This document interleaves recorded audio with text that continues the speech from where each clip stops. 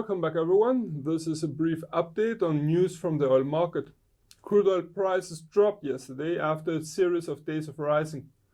The main reason cited by analysts was the Fed's interest rate decision. The decision as such may be supporting the economy somewhat, yet may prove too little to increase substantial economic activity and at the same time demand for oil, especially as the Fed's chair stated that the number of future rate cuts may be limited. On other headlines, the renewed US-Sino negotiations in Shanghai about the two countries' trade relationships ended yesterday without any substantial progress to be seen on the horizon. The lack of positive developments increased doubts about the growth of demand side of oil. On the supply side, the US oil output seems to have slipped, according to the US Energy Information Administration. Analysts, however, seem to be confident for a rebound of US oil production in July. The continuous tight situation of the US oil market could be witnessed by the 7th consecutive drop of the US oil inventories.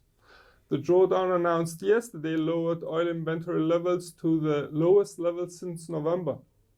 Moving to the Middle East, news are not so favorable for the supply side of oil. Saudi Arabia seems to have proceeded in a further voluntary cut of production levels.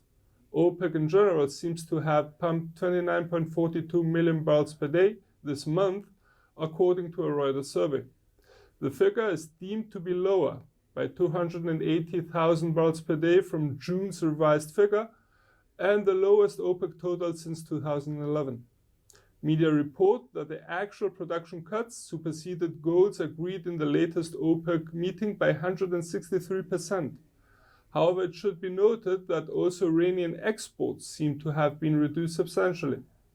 Tensions in the Straits of Hormuz remain high, and it is indicative that some oil tankers switch off their global tracking signals when passing through.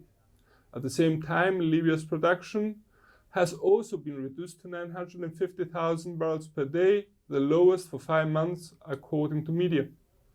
Efforts are being made to restart the flow of oil, and for the time being the country has declared force majeure in order to protect itself from any liability claims. As a general conclusion, despite analysts tending to forecast that oil prices are to remain rather stable, should the supply drop, we could see oil prices rising in the near future. On the flip side, the market seems to be monitoring developments on the demand side as well. For a more in-depth investigation, please refer to our written report, which also includes technical analysis. For more information and trading ideas, you can visit our webpage, follow us on Twitter, like us on Facebook, or subscribe to our YouTube channel. This is Peter Yusuf from IronFX, wishing you solid trading.